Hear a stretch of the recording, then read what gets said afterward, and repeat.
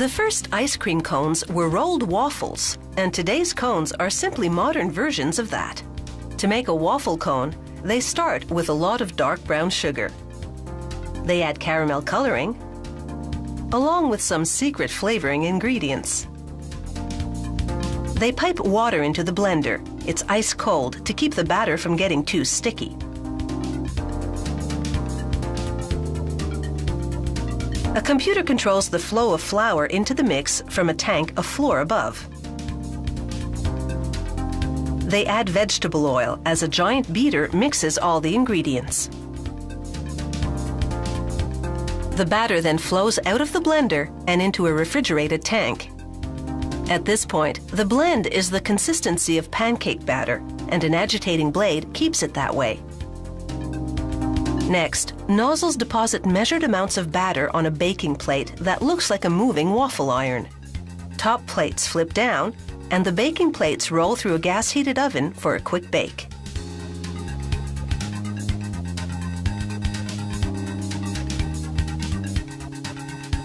The top plates lift up, revealing the cooked waffle patties. Automated arms help transfer the patties to rolling tools.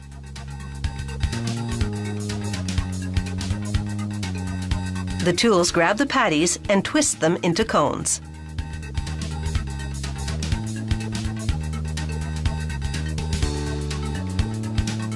The cones fall down a chute and ride an open elevator up and down to cool and harden.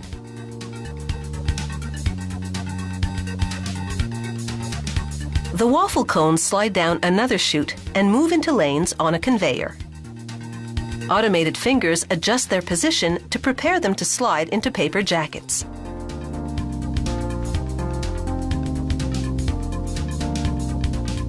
A computer with a camera eye counts the cones and sends a message to a machine that stacks them in the right increments.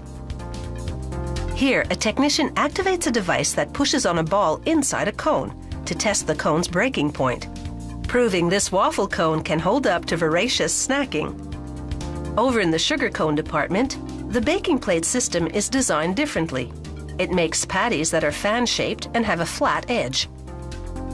This, combined with the type of batter used, means sugar cones are stronger than waffle cones, so they're a more popular choice for hard ice cream. Packers stack the cones in styrofoam trays.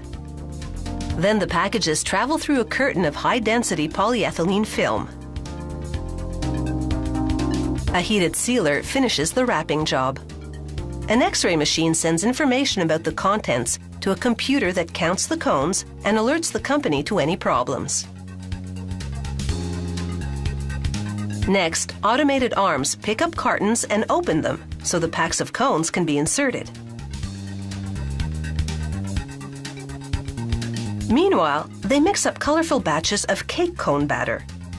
Cake cones are less sugary and have a more cake-like texture, as the name implies. They pump the batter into upright molds.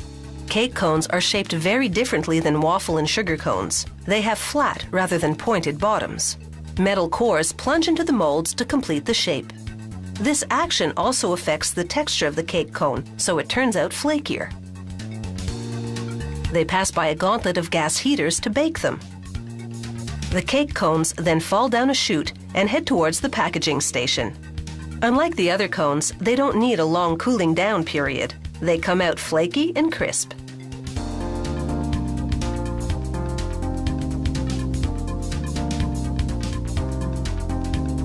A mechanical arm picks up paper sleeves and drops them in front of the cones. It's all perfectly timed. These cones are now on their way to an ice cream stand near you, where, in their various shapes and sizes, they'll be used to dish up ice cream lickety-split.